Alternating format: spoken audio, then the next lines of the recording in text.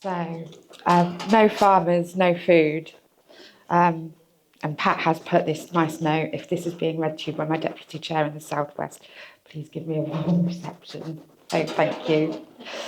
If you value the British countryside, then you must stand up and support the farmers who not only produce some of the finest food in the world, but who maintain our beautiful landscapes and against all the odds, do their best to maintain biodiversity. Why do I say against the odds? Well, we always knew that Labour hated farmers. After all, as they say, you never see a poor farmer, and Labour hates rich people. But I'm at a loss to understand why the Tories have joined in this hate campaign against what has been at the core of Conservative Britain, but they have. British farming is on its knees, every sector is suffering. Dairy gets 335 pence a litre for milk, which costs 50 pence a litre to produce. The pig industry has shrunk to about half its pre-pandemic level due to government policy. Similarly, egg production has fallen due to the unnecessary mass slaughter of birds during the bird flu outbreak, leading to a shortage of replacement birds and a rise in the costs. I know of an instance where just one bird had bird flu, but the flock of 40,000 was put down.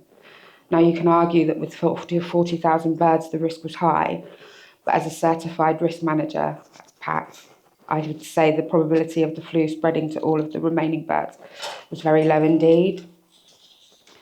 The sheep meat sector is doing better than average, but when you consider that it costs in the region of £6 to produce a usable fleece for which the farmer will be paid in the region of 40 pence, you will appreciate that what the shepherd gains on the swings he loses in the roundabouts. Arable sector is also in trouble, and the likelihood is that far fewer acres of cereals will be grown in the coming year. The growing of rapeseed for oil is at an all-time low due to the government ban on seed dressings and insecticides, and our requirements are being made up by imports from countries which have not banned these substances. So unless this is changed, farming in Britain will cease, and the countryside will either revert to scrub or be covered in solar panels, windmills, or rabbit hutches masquerading as dwellings. It seems to me that this is actually the plan, as none of the legacy parties have any plan for food security. They appear not to recognise that food is a primary source of energy. Without food, nobody would be a doctor or an engineer or indeed anything else.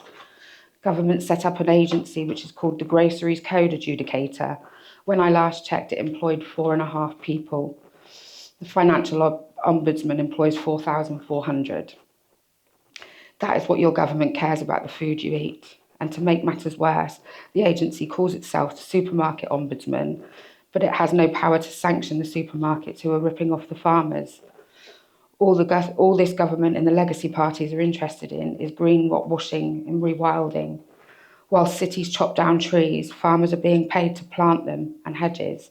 Not so long ago, they were paid to rip out hedges. I truly despair.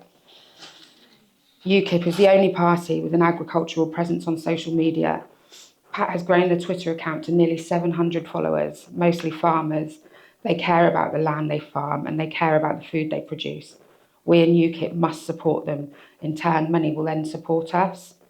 You, the public, can influence this situation by writing to either your MP or, better still, by buying direct from the farmer or farmers' markets. Let's work together to save British farming and our beautiful British countryside.